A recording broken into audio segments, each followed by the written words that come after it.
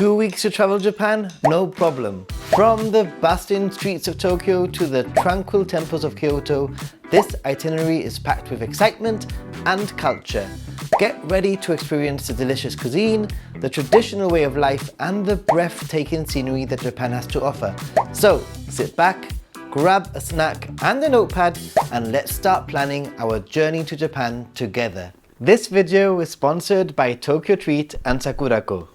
This itinerary makes use of a 14-day pass, and as for what to do with your luggage along the way, you can either pay to have your luggage forwarded from one hotel to the next, or leave it in a train station's locker whilst you explore the area. You can even carry your luggage yourself and drop it off at the hotel before exploring the sites, but this option might slow you down. Anyway, here's my itinerary that you can use as a backbone to help you plan your own 14-day adventure to Japan. Day 1 and 2 are pure Tokyo. Tokyo will certainly keep you busy, so use these 2 days to find your feet and explore some of the more popular Tokyo hotspots like Asakusa, Tokyo Skytree, Tokyo Tower, the Ueno area, Akihabara's famous electric town, Harajuku, and don't forget to experience the organized chaos of the world-famous Shibuya Scramble Crossing. There's so much more to explore in Tokyo, and I've only just about scratched the surface. Stay free, and it's time to leave Tokyo behind, but don't worry, we will be back. Catch an early Shinkansen to Nagano, which is around 1.5 hours away, and take in the amazing Senkoji Temple, grabbing some lunch in the area. After lunch, you should catch a train to Matsumoto and enjoy the quieter streets the city has to offer and the epic views of the illuminated Matsumoto Castle, which is also known as the Black Crow Castle due to its unique black color. Make sure that you explore Matsumoto Castle either in the afternoon if you have the energy, or nice and early the following morning, as the castle is open as from 8:30. Day 4 and Day 5, and our journey continues as we venture into the Japanese Alps and reach the quaint market town of Takayama. You might want to consider staying in a traditional ryokan lodging in this truly historic town. Use these 2 days to explore Takayama's historic streets, taste the delicious local cuisine the area has to offer, like Hida beef and soba noodles, visit the bustling morning market, the Hida no Sato folk village, or get tipsy with some sake tasting at a local brewery. There's even a strange Tsukyo Mahikari temple that belongs to a cult, if you're into that. Day 6, catch an early train to Kanazawa, which is around 2 hours away. Kanazawa is a vibrant display of classic Japan, where you will walk through the well-maintained Nagamachi Samurai neighborhood or the Chaya Geisha district. Make sure you admire the beauty of Kenrokuen, one of Japan's top 3 gardens. If you want to be inspired whilst planning your trips, or simply want a taste of Japan, then Tokyo Treat and Sakuraco will be your perfect companion. Sakuraco and Tokyo Treat are a monthly subscription service. With Sakuraco, the box that I'll happily be snacking on, you will receive up to 20 traditional and authentic artisan Japanese snacks items, including Japanese teas and 1 special Japanese tableware. And this month's snack box is in collaboration with the Osaka prefectural government and has a romantic Valentine's Day theme. Ooh. I would say it's savory, but it's also sweet. I like this one. Oishii! How do you eat your dango? All in one? Or one at a time? Chocolate strawberries are next. It's like really good quality chocolate too. This tea looks like nothing I've ever seen or tried before. It's like super refreshing. So good. I get a soup bowl that's included too.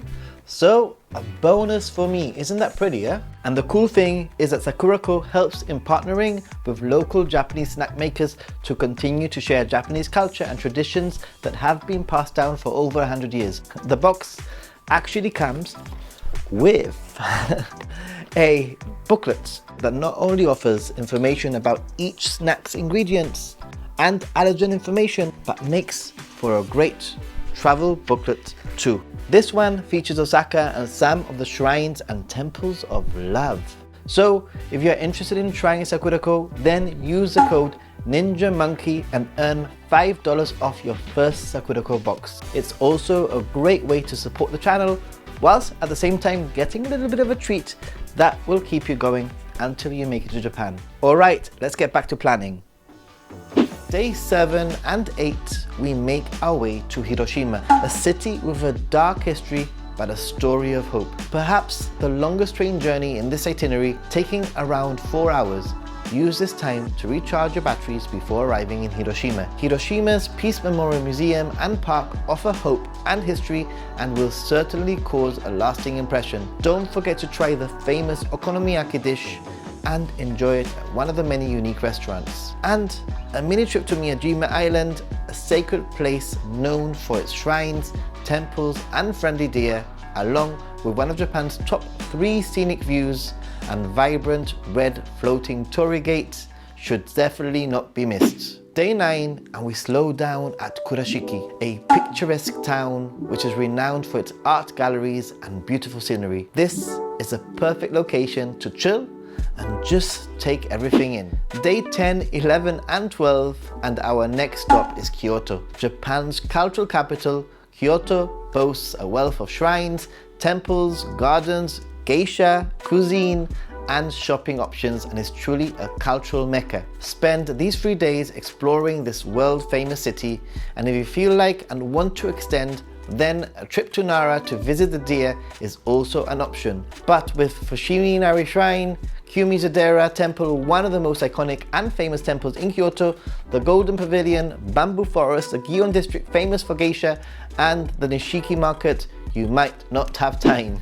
Day 13, we start ending our trip, but making sure to do so in the most memorable of ways. Either making your way straight to Yokohama, which is around 2-hour train ride away, or making a pit stop in Osaka on the way and arriving in Yokohama in the evening. Whilst you're in Yokohama, there is a lot to see and do, but my personal favorite is strolling the streets of Chinatown, Japan's largest. And finally, day 14, and we sadly reach the end. Head back to Tokyo for either one last night, catch your flight home, or extend your trip if needed. So it's been 14 days of quite a packed itinerary, but one that I believe would have given you a really good balance of what Japan has to offer and the trip of a lifetime. Remember, you can use this as a template. Slow down the pace or speed it up if you want to, extend as needed to create a more relaxed trip. I do, however, believe that the key for a successful 2-week trip is early mornings to help you make the most of your days ahead, or to get you to your next destination with plenty of time for exploring. What are your thoughts, team? What would your 14-day itinerary to Japan look like? Oh, and as you're planning a trip, then how about checking out the Discord server, where you will encounter many like-minded individuals to ask questions who will be happy to help out. And if you do like this content, then don't forget to give it a like, and subscribing would really help the channel too. Thanks for watching all the way to the end, and to prove that you've watched this far, comment with a Japan flag emoji even if you have absolutely nothing to say. A big thank you to my supporters and those who are part of the Patreon team. Till next time, thanks for watching, stay positive, arigatou gozaimasu, gracias, thank you, bye.